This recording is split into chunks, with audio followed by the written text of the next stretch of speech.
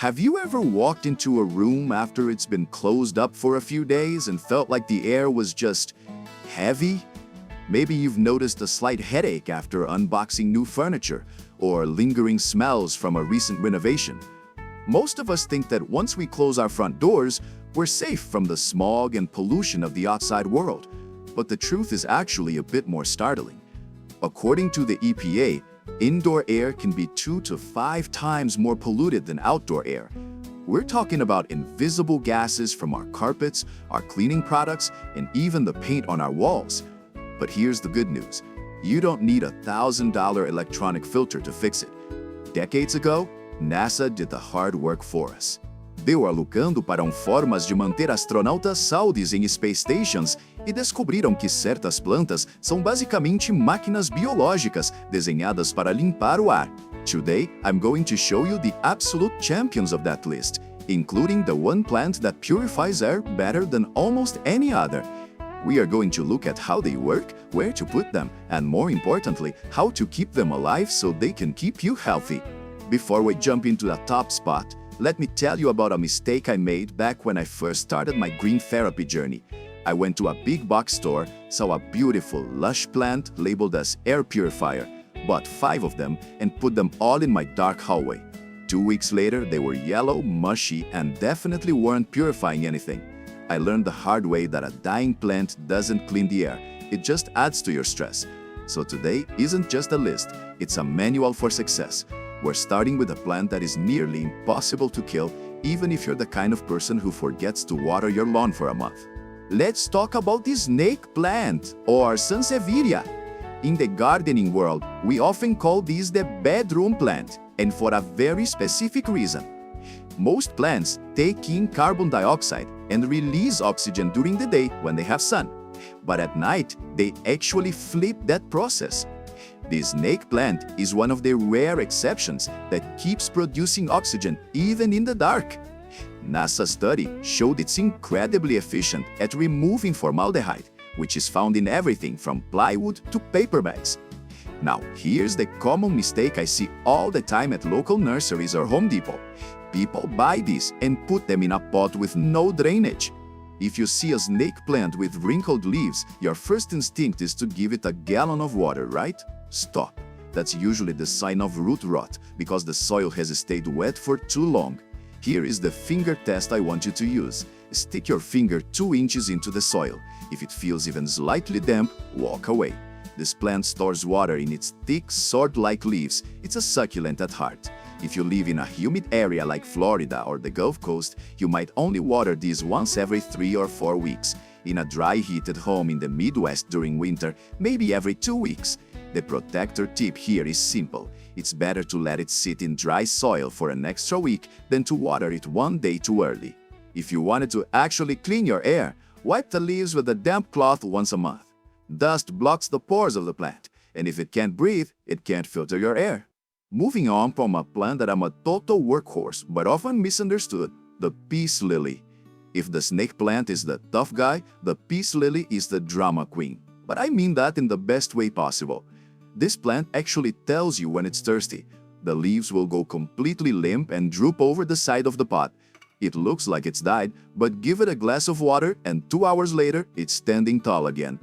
This was a top performer in the NASA study because it removes not just gases, but also mold spores. If you have a bathroom with a window or a laundry room that gets a big damp, this is your best friend. The truth about the peace lily that marketing won't tell you is that they love consistency.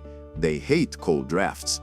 If you put these near a drafty window in a Zone 5 winter, the leaves will turn black at the edges. Also, a big mistake people make is using tap water straight from the faucet. In many US cities, our water is treated with a lot of chlorine and fluoride. Peace lilies are sensitive to this. If you see the tips of the leaves turning brown and crispy, it's likely the chemicals in your water. Try this. Fill your watering can and let it sit on the counter for 24 hours before using it. This allows the chlorine to dissipate. It's a small change that makes a huge difference. And a quick safety note, if you have a curious cat or a puppy that likes to chew, keep the peace lily on a high shelf. It contains calcium oxalate crystals, which can be irritating if ingested. We want a healthy home for everyone, furry friends included. Now, I want to pause for a second because I know what some of you are thinking. Does one little plant really make a difference? It's a fair question. The elite perspective here is that we shouldn't treat plants like a magic pill. You can't have a house full of toxic smoke and expect one ivy to fix it. To get the NASA-level results, the rule of thumb is roughly one good-sized plant for every 100 square feet of your home. So for a standard American living room, you're looking at 2 or 3 well-placed plants. It's about building an ecosystem, not just buying a decoration. Let's look at the spider plant. This is the ultimate beginner's trophy. It's incredibly resilient and great at fighting carbon monoxide and xylene. If you have an attached garage where you keep your car or lawnmower, having a few of these near the entry door to your house is a smart move. They produce these little pups or babies that hang down like tiny stars. The mistake here, people often keep them in the same pot for years. Spider plants have very thick, tuberous roots that grow fast. If your plant stops growing or the water runs straight through the bottom without soaking in, it's root-bound. Take it out of the pot, move up just 2 inches in size, and use a well-draining potting mix. A quick tip: don't use garden soil from your backyard in an indoor pot. It's too heavy and can bring in pests like fungus gnats. Stick to a light, peat-aced or cocoa coir-based mix you can find at any garden center. If you see those little babies growing, you can actually snip them off, put them in a glass of water for a week until they grow roots, and now you have free gifts for your neighbors. It's the plant that keeps on giving. I want to talk about a plant that often gets overlooked because it's seen as old-fashioned, and that's the pothos, specifically the golden pothos. This is the survivor. I've seen these live in office buildings with no windows, surviving only on fluorescent light.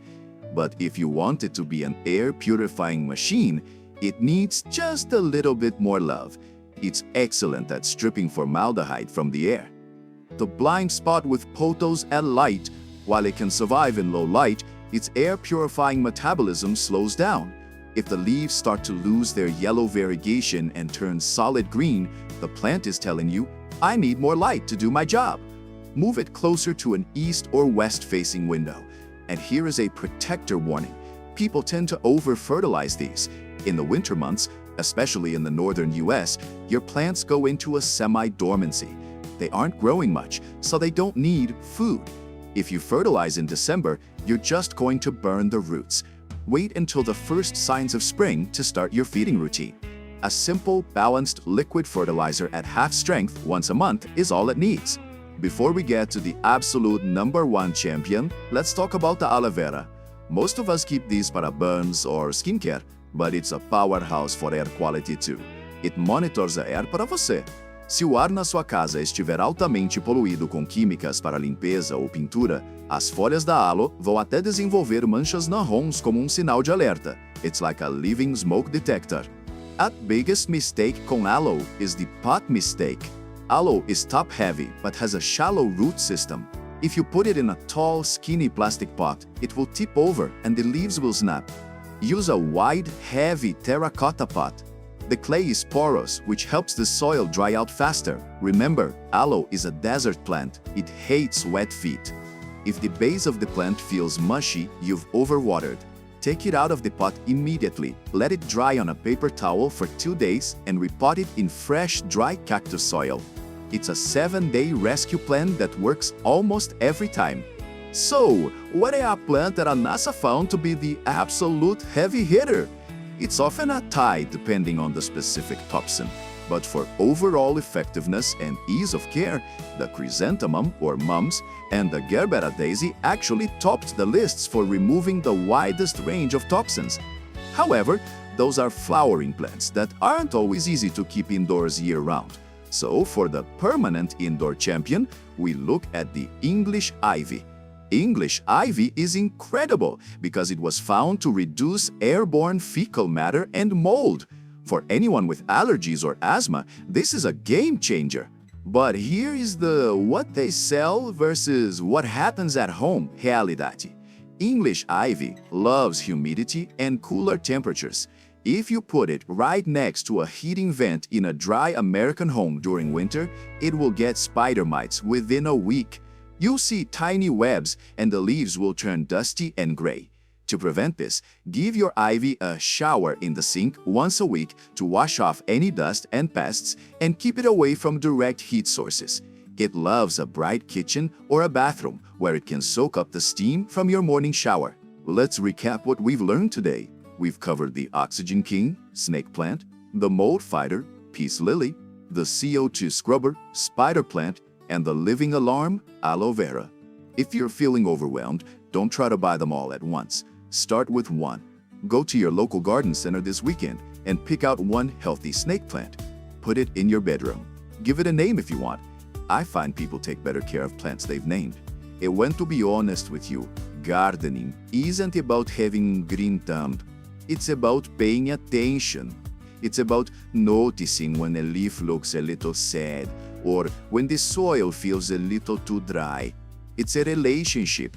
You provide the water and light, and the plant provides the clean air and the calm environment. My journey started with a dead fern and a lot of frustration. But once I stopped listening to the genetic labels at the store and started listening to the plants themselves, everything changed. You don't have to be an expert. You just have to be observant. If you've struggled with keeping these alive in the past, please don't beat yourself up.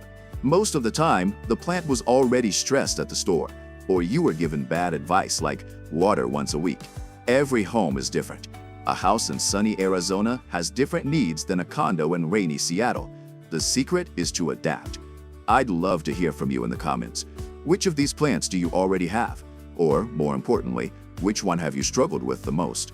I try to read as many comments as I can to help you troubleshoot those crispy leaves or drooping stems. We're building a community here where there are no dumb questions, just better ways to grow together. In my next video, I'm going to show you the one thing that matters even more than the plant itself, the soil. Most people think dirt is dirt, but if you use the wrong mix, it doesn't matter how much NASA recommends the plant. It won't survive the month. I'll show you how to make a universal potting mix at home for pennies that will make your plants grow twice as fast. You can click that video right here on the screen as soon as it's ready. Thank you for spending part of your day with me. Your home should be your sanctuary, and adding a little bit of green is the fastest way to get there. Grow with patience, grow with knowledge, grow with love. See you next time.